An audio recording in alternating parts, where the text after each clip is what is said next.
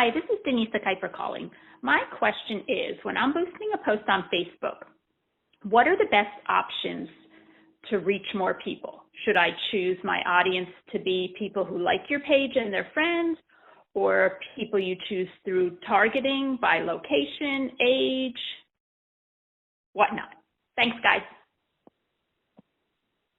If I had to give you one tip to leave with today, it's to not boost posts, but instead head over to your ads manager and create an ad there. Why? Because you have so many more targeting options in there. This is literally how Heather and I fill our class seats and sell DIY kits exclusively. Within Ads Manager, I can choose to target people who have visited my website. I can send them straight to a form or a page on my website. I can create less work for my end user so they can give me their money faster.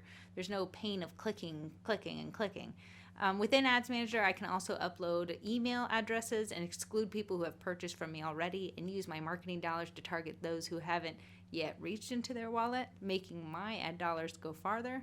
Heather and I are actually making a course that goes over everything and covers from creating an ads manager all the way to getting your ads published to checking the insights and see which one works for you.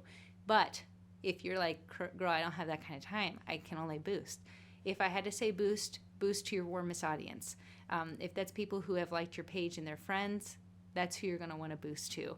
If you're trying to do hey, say you're a new business and you're just trying to get your name out there, you're going to only have a cold audience to work with. So you're going to want to run an ad to locals.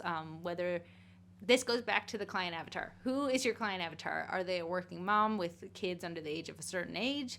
That's who you're going to want to run your boosted post to.